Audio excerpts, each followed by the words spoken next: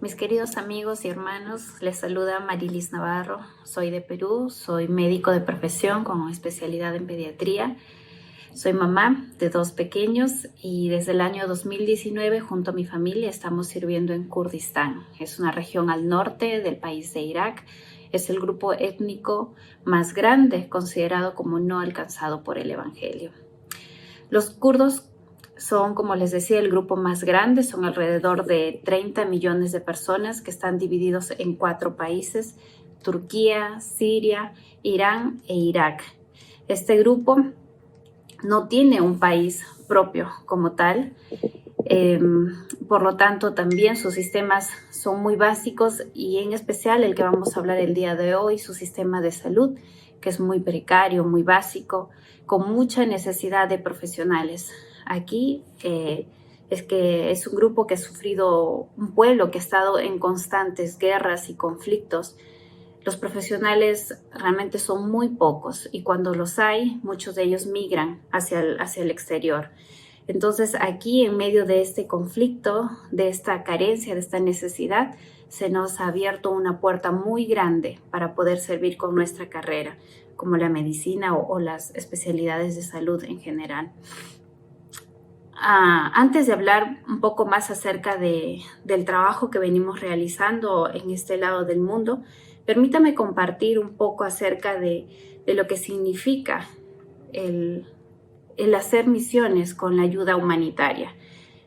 Hay mucho que hablar acerca de este tema, hay mucho en la Biblia al respecto, pero la razón por la que realizamos la ayuda humanitaria básicamente es porque es bíblica, es porque nuestro Señor Jesucristo no solo lo hizo, sino que también nos enseñó a hacerlo.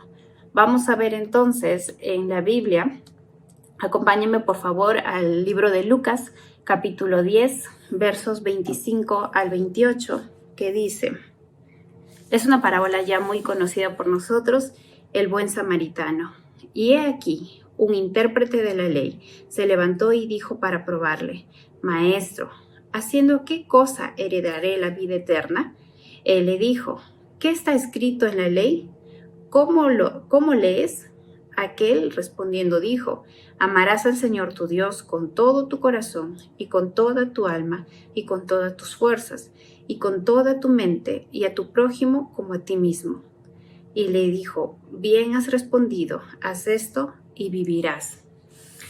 En este pasaje Jesús está siendo confrontado por un doctor de la ley que haciendo una pregunta trataba de hacerlo quedar mal. Sin embargo, Jesús respondió con otra pregunta y básicamente le decía, tú eres doctor de la ley y no sabes la respuesta que dice la palabra de Dios acerca de tu pregunta. Y el doctor de la ley, conociéndola muy bien, da una respuesta correcta y conocida como el gran mandamiento. Esta pregunta era difícil de responder porque en los tiempos de Jesús los judíos ya habían acumulado cientos de leyes, nada menos que 613 leyes. Algunos líderes religiosos intentaban distinguir entre las más importantes y las menos importantes. Algunos enseñaban que todas eran iguales, igualmente obligatorias, y que era muy peligroso hacer cualquier distinción. Entonces, esta pregunta pudo haber causado cierta controversia, y eso era lo que buscaba este religioso. Pero quedó en evidencia la sabiduría de Jesús, en decirle que aunque él sabía la teoría, lo que le faltaba era hacerlo práctico en su vida. Este hombre sabía del gran mandamiento. Este hombre lo sabía en teoría, pero no lo estaba practicando. Las leyes de Dios, mis hermanos, no son pesadas, ni en número ni en detalle. Todas pueden reducirse a 2 reglas simples para la vida: amar a Dios y amar a nuestro prójimo. Estos mandamientos vienen desde el Antiguo Testamento. Podemos apuntar a Deuteronomio capítulo 6, versículo 5 y Levítico 19, 18. Cuando amamos a Dios por entero y nos interesamos en nuestro prójimo como nos interesamos en nosotros mismos, cumplimos el propósito de los 10 mandamientos y las demás leyes del Antiguo Testamento. Estas 2 reglas resumen toda la ley de Dios y están muy bien relacionadas, porque el amor al prójimo empieza primero con el amor a Dios. Y es el amor a Dios lo que da como resultado el amor al prójimo. Y aquí está la base bíblica de la ayuda humanitaria, el amor al prójimo. Porque siendo nosotros creyentes que amamos a Dios, uno de los frutos evidentes de ese amor debe ser amar a nuestro prójimo. Y la historia continúa, porque el religioso, queriendo justificarse, hace la pregunta: ¿quién es mi prójimo? Veámoslo en el versículo 29. Pero él, queriendo justificarse a sí mismo, dijo a Jesús: ¿y quién es mi prójimo? La respuesta de Jesús fue a través de una parábola que es muy conocida por todos nosotros, la famosa parábola del buen sembrador, del buen samaritano, perdón. Leamos Lucas, los demás versículos del 30 al 37. Respondiendo Jesús dijo: un hombre descendía de Jerusalén a Jericó y cayó en manos de ladrones, los cuales le despojaron e hiriéndole se fueron dejándole medio muerto. Aconteció que descendió un sacerdote por aquel camino y viéndole pasó de largo. Asimismo, un levita, llegando cerca de aquel lugar y viéndole, pasó de largo. Pero un samaritano que iba de camino vino cerca de él y viéndole fue movido a misericordia y acercándose vendó sus heridas, echándoles aceite y vino y poniéndolo en su cabalgadura lo llevó al mesón y cuidó de él. Otro día, al partir, sacó 2 denarios y los dio al mesonero y le dijo: cuídamele, y todo lo que gastes de más yo te lo pagaré cuando regrese. ¿Quién pues de estos 3 te parece que fue el prójimo del que cayó en manos de los ladrones? Él dijo: el que usó de misericordia con él. Entonces Jesús dijo: ve y haz tú lo mismo. Entonces, esta es una parábola muy conocida ya por todos nosotros. Pero ¿qué es lo que podemos ver aquí? Lo que podemos rescatar. Vemos que hay expertos en la ley, como el que preguntó, que están tratando al herido como un tema de discusión, a los ladrones como un objeto de explotación, los sacerdotes como un problema a evitar y el levita como un objeto de curiosidad. Solo el samaritano lo trató como una persona a la que debía amar. Entonces, mis hermanos, de esta parábola vamos a aprender 3 principios acerca de lo que significa el amor al prójimo. 1, que la carencia del amor es a menudo fácil de justificar, a pesar de que nunca es buena. Número 2, que nuestro prójimo es cualquier persona que esté en necesidad, sin importar raza, credo ni procedencia social. Y 3, que amar significa hacer algo para suplir la necesidad de esa persona. No importa dónde viva, no importa dónde esté usted, hermano o hermana, hay gente necesitada a nuestro alrededor. Hay gente que necesita ver a Jesucristo a través de nosotros. Y no hay razón justificada que podamos usar para negarnos a brindar esa ayuda. Entonces, concluimos esta parte diciendo que debemos hacer la ayuda humanitaria primero porque amamos a Dios y por tanto debemos amar a nuestro prójimo. Y segundo, porque nada muestra mayor amor al prójimo que predicarles el Evangelio. Sobre todo a aquellos que no tienen la posibilidad de escucharlo, que no tienen iglesias ni cristianos a su alrededor, a los que hemos llamado nosotros los no alcanzados. Si la ayuda humanitaria es una muestra de amor al prójimo, también debe ser entonces una puerta para predicar el Evangelio. Porque no podemos decir, hermanos, que amamos a nuestro prójimo si dejamos que vayan al infierno, sin la posibilidad de escuchar el Evangelio. La ayuda humanitaria debe ser integral, que alcance no solo la parte física, sino y principalmente la parte espiritual. Habiendo sentado las bases de la ayuda humanitaria, ahora permítanme hablarles un poco de lo que estamos haciendo nosotros en medio del pueblo kurdo, no solo para ayudarles con sus necesidades físicas, sino para alcanzarles con la palabra de vida que transforma su eternidad de muerte a vida. El ministerio que estamos desarrollando en Kurdistán iraquí es a través de la atención médica. Esta atención nosotros lo estamos realizando en centros periféricos que están en las fronteras con Turquía, con Irán y en casas a través de visitas domiciliarias. Estos centros periféricos a los que me refiero no cuentan con ningún médico. Muchas veces no hay personal que atienda y en el mejor de los casos solamente hay un personal técnico que está avalado por las autoridades locales para que ellos puedan atender al paciente, recetar, realizar otros procedimientos porque hay necesidad entre esta gente. Nuestro equipo visita estos centros médicos cada semana. Atendemos a niños, ancianos, gestantes, que realmente es todo un desafío para nosotros porque hacemos cosas de repente que no hemos estado haciendo en nuestros países en algunos años.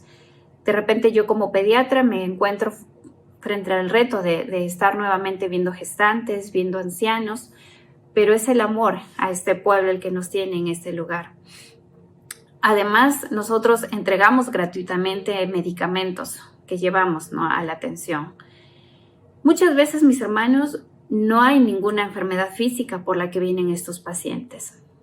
Y pacientes que nos visitan semana tras semana tan solo para ser escuchados. Hemos escuchado de muchos de ellos, casi todos tienen en la familia a alguien que ha fallecido. Un hijo, un hermano, un padre, mujeres que llegan a nuestra consulta llorando por haber perdido a sus hijos en la guerra. Mujeres que van por consuelo. Y es allí donde el Espíritu Santo nos muestra su verdadera necesidad y podemos ir más allá de la parte médica. Podemos invertir más minutos escuchándolas, compartiendo la palabra con ellas, orando y dándoles ese amor que ellas necesitan en ese momento. Una vez atendí a 2 mujeres que entraron una tras de otra en el mismo día, ambas llorando por haber perdido a un hijo en la guerra. Ambas que simplemente entraron a llorar. No tenían ningún otro malestar físico. Y en ese momento, con la traductora que trabaja con nosotros, pudimos compartirle la historia de Ana. Pudimos llevar consuelo en ese momento. Y el Espíritu nos guió a orar por ellas, a abrazarlas y ya se imaginan, ese abrazo de despedida era interminable, de saber que alguien te está escuchando, que alguien te está entendiendo y dando ese abrazo que necesita esta madre en ese momento. El Señor nos ha dado como estas muchas historias en los centros médicos, muchas, de ver gente con mucha necesidad más allá de la parte física, que simplemente necesitan ver y tener la oportunidad de escuchar el verdadero mensaje del Evangelio, de recibir amor, porque su cultura, porque su religión no tiene a un Dios que les ama. No, Alá no es un Dios que ama. Este es por un lado de los centros médicos, pero también nosotros estamos sirviendo a raíz de esta pandemia en casas. Esta pandemia, mis hermanos, no solo nos permitió servir más al pueblo kurdo, sino que también nos abrió muchas otras puertas. En una oportunidad, sirviendo en los centros de aislamiento, porque como todo el mundo a través del coronavirus, de la enfermedad por el coronavirus, estuvimos atendiendo en muchos lugares. Uno de ellos fue un centro de aislamiento, centro en donde estaban las personas que venían de haber visitado Irán, que en este tiempo tenía muchísimos casos. Entonces ahí conocimos a un hombre iraní. Era un hombre que se acerca a nosotros a la atención porque no podía dormir. No podía dormir pensando en las necesidades que podría estar pasando su familia, porque él era el único sustento de la familia.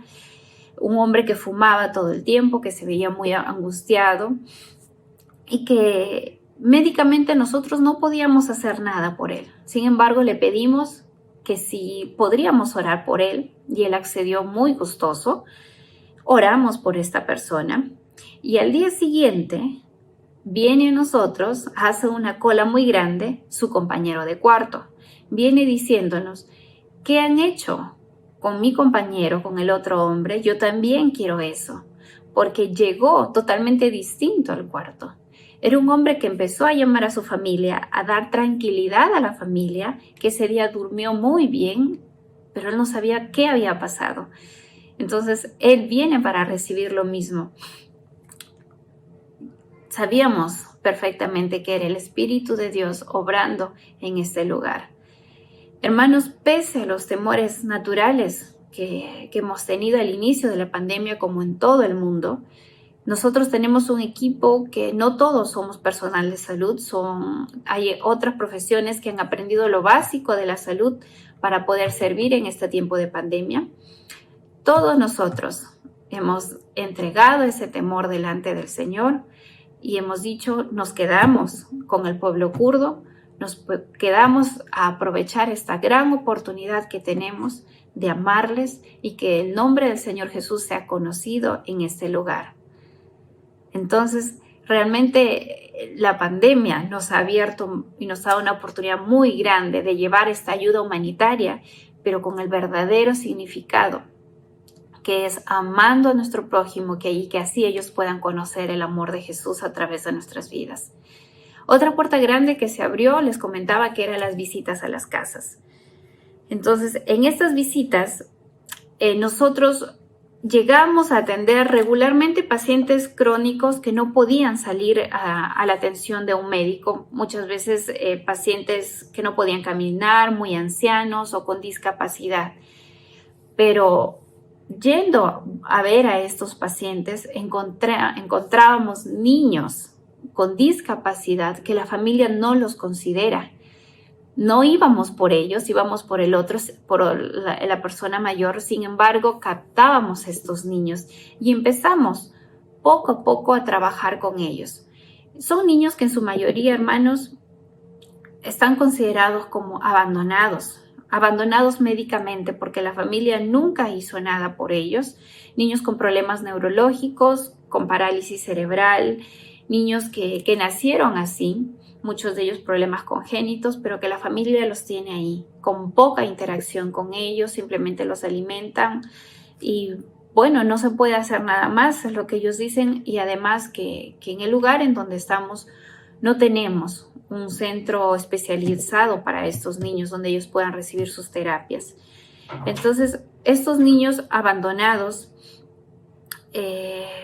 médicamente empezaron a ser atendidos por nuestro equipo y nosotros empezamos a frecuentar cada día más y más a estas familias y establecer relaciones fuertes con ellos, con la familia, con los propios niños, porque aunque tengan problemas físicos, sus mentes de muchos de ellos ellos pueden reconocernos, pueden escucharnos, pueden entender a través de la traducción lo que estamos haciendo con ellos y se alegran cuando nosotros llegamos. Esta ha sido otra gran oportunidad que hemos tenido de poder compartir con este grupo de niños. En este precioso grupo de niños, hermanos, el Señor nos ha llevado a mostrar su amor hacia ellos con palabras, con gestos, simplemente echados en la alfombra, riéndonos con ellos a través de las terapias físicas que se realizaban, pero también, como les comentaba, a establecer esas relaciones fuertes con las familias, a amarlos, a hacer ese aliento que necesitan, en especial las madres.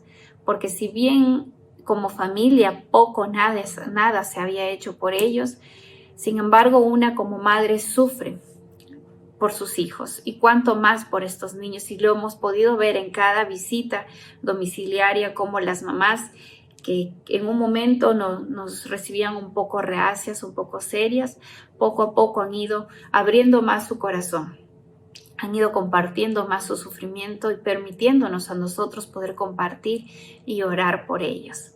Realmente Dios ha sido muy bueno a través de la pandemia el poder llegar a estas casas. quiero comentarles con ustedes una historia muy especial, que es la historia de Ali. Ali fue el primer niño con discapacidad que conocimos. Cuando llegamos a su casa por primera vez, Ali tenía 5 años. Es un niño que había pasado todo este tiempo postrado. Es un niño con parálisis cerebral muy marcada, de esos pequeños que ustedes ven que no pueden caminar ni moverse, que están tan rígidos como una tabla. Él fue Ali. Cuando nosotros llegamos, él tenía muy poca interacción con la familia, más con la madre, especialmente en los tiempos de la comida, pero no más.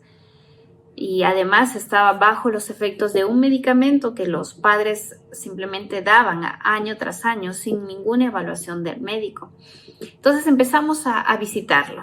Iniciamos el manejo médico, retiramos este medicamento, iniciamos otros, le trajimos una leche especial para que él pueda subir de peso y empezamos a hacer muchas cosas por él y su familia.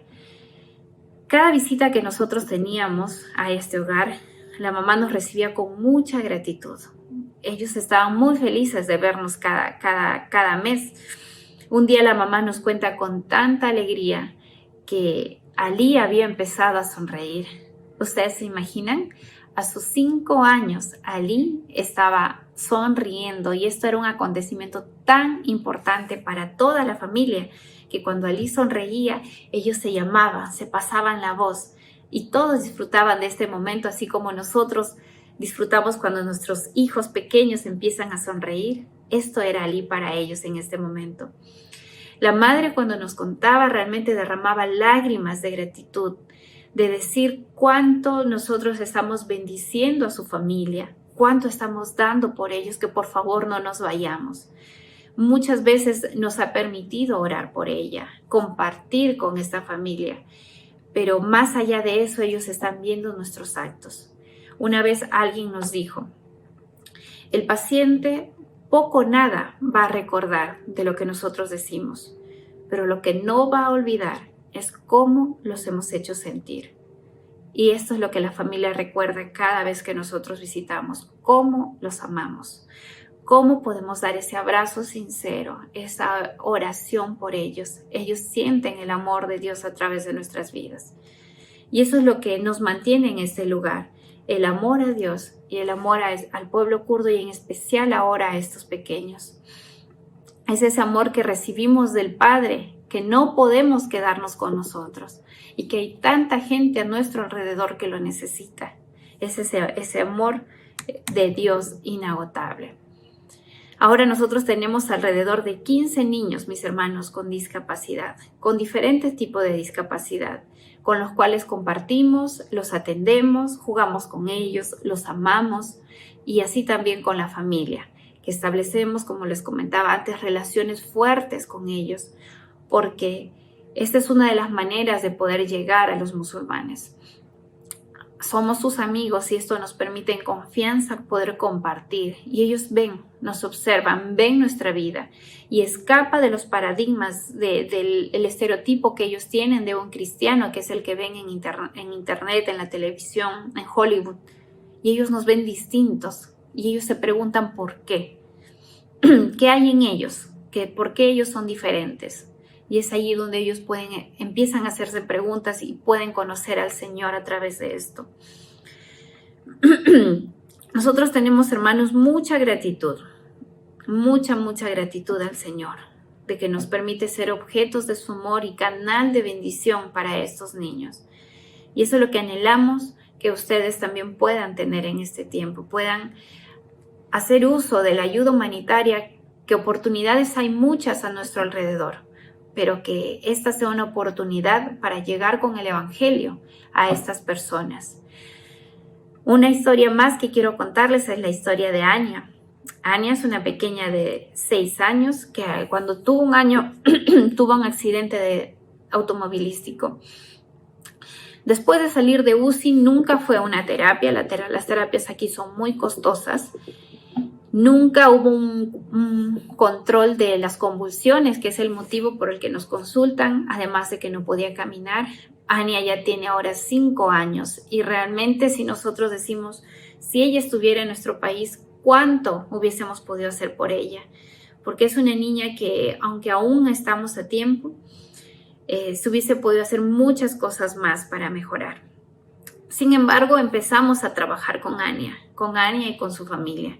Gracias a Dios pudimos controlar esas convulsiones, empezamos terapias físicas y lo que ahora queremos son terapias de lenguaje para poder también ayudar a estos niños.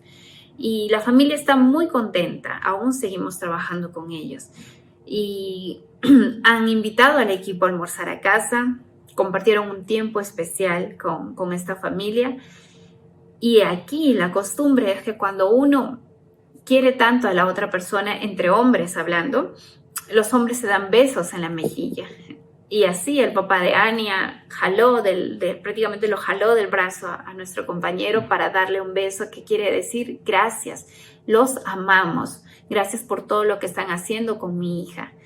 Y mis hermanos, si nosotros no hacemos nada más que amar a estas personas, que hacer lo que el Señor Jesús hubiese hecho con ellos. Y eso es tan natural que debe fluir en tu corazón y en el mío.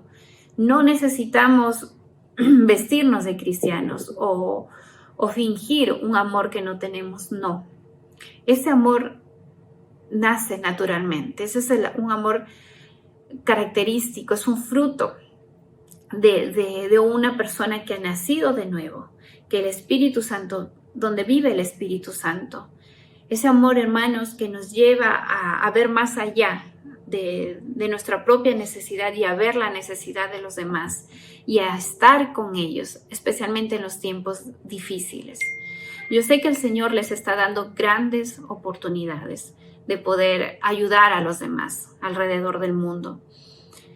Pero mis hermanos, no nos quedemos simplemente en hacer la ayuda humanitaria.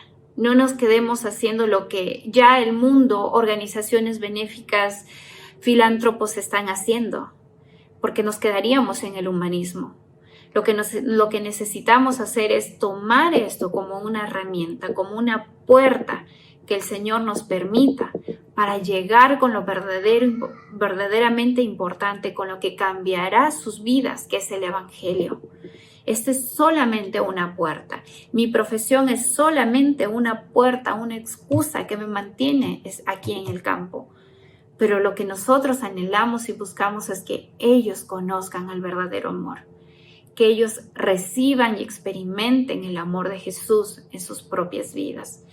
Y eso es lo que debe también motivar tu vida, que la necesidad que está alrededor, tú puedas tomar la decisión de ir, de servir, de amar y compartir con libertad el Evangelio, porque tú puedes hacerlo donde estás, puedes compartir con libertad.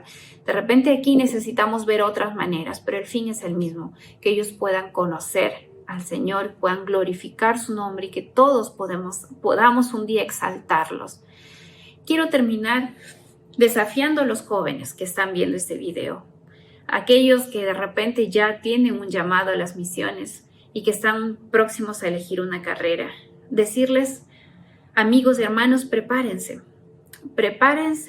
y consideren aquellas carreras que les permitan servir, en especial en el área de la salud.